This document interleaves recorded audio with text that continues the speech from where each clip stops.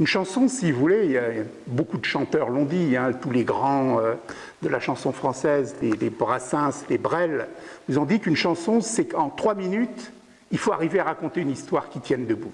C'est une chanson qui n'a pas été écrite par quelqu'un qui n'avait jamais écrit de chanson, mais que c'est donc un auteur unique, dont je ne connais pas le nom, et qui avait déjà une certaine pratique, si vous voulez, de l'écriture, parce qu'elle est tellement bien fabriquée. La mélodie, alors, c'est un succès donc de l'année 1911, qui s'appelle « Bonsoir Mamour ». Le premier refrain, « Adieu la vie, adieu l'amour, adieu toutes les femmes », reprend le deuxième refrain de la chanson « Bonsoir Mamour », qui est « Adieu Mamour, adieu ma fleur », etc. Et on peut penser donc que c'est en ayant dans la tête ce refrain qu'on a eu l'idée du démarrage de la chanson, si vous voulez, du refrain en tout cas.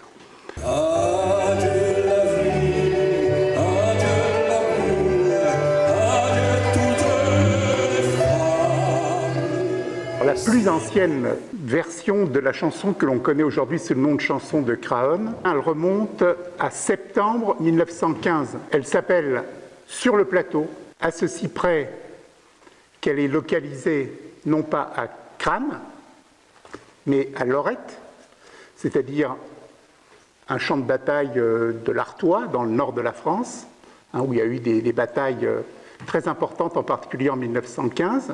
Et la chanson donc, est datée de septembre 1915. Et entre le premier et le deuxième, eh bien, il y a un couplet qui est intercalé, qui commence donc « Nous voilà partis avec sac au dos », enfin, qui rappelle un petit peu le premier couplet, mais avec une autre dimension, puisqu'il est dit « Si nous avons de très bons canons, les Boches répondent à leur son ». Donc, on a l'apparition, si vous voulez, de l'ennemi de l'époque, les Allemands, dans ce deuxième couplet.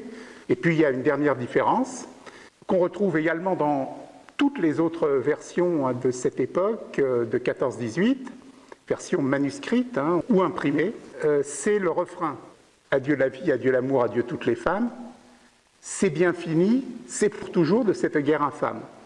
Et dans les versions de la guerre de 14-18, c'est pas fini, c'est pour toujours de cette guerre infâme.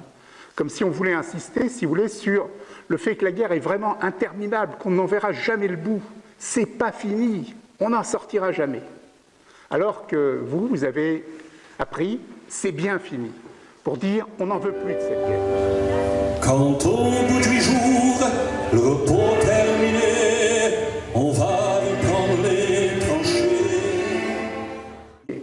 Les fameuses lettres qui ont été interceptées par la censure militaire en février 1917, il y a les textes des chansons, il y en a 3, donc comme je vous le disais tout à l'heure, et il y a une chanson qui est accompagnée d'une lettre. Parce que le soldat, il écrit à sa femme, il lui dit « Voilà, je t'envoie une chanson, surtout tu vas la garder, précieusement, parce qu'elle me plaît. » Bon, déjà, on sait que c'est une chanson qui a de l'impact. Vous voyez, qu'est-ce que les soldats en pensaient?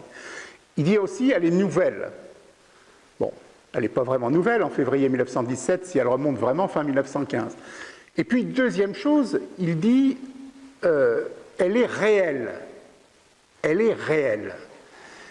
Qu'est-ce que ça veut dire, elle est réelle? Ça veut dire, elle traduit exactement les sentiments des soldats. Le sentiment que la guerre est interminable. C'est bien fini, c'est pour toujours de cette guerre infâme.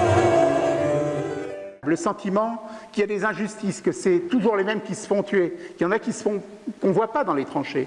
Ceux qui, justement, ont des relations, ont de l'argent, qui leur permettent d'être ce qu'on appelle des embusqués. Au lieu de se cacher, tous ces embusqués, ferait mieux monter aux tranchées. Ce que les soldats de 14-18, les poilus, appellent le cafard. Le cafard. C'est un mot qu'on connaît encore aujourd'hui. Ça veut dire qu'on a les idées noires. C'est-à-dire qu'on ne voit plus d'issue. On est complètement désespéré.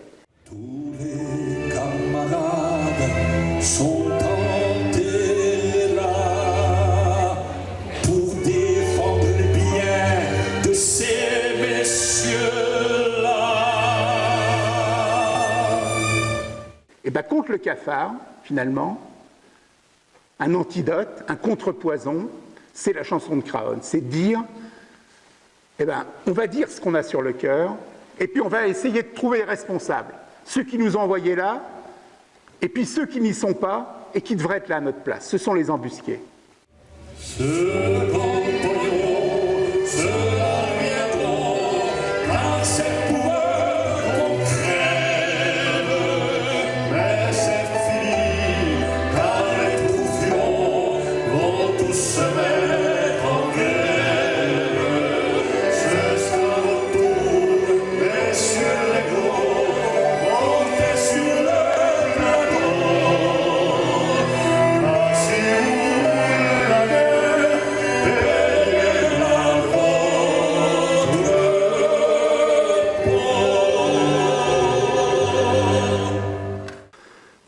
On sait que la chanson de Craonne a été chantée pendant les mutineries.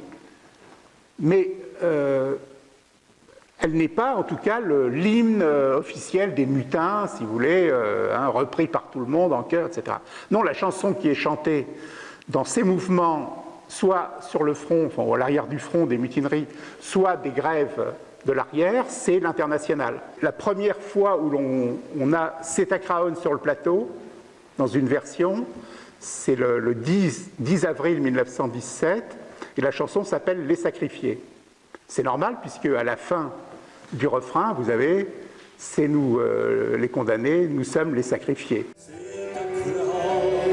Sur le plateau, qu'on va laisser sa peau, car nous sommes tous condamnés, nous sommes les sacrifiés.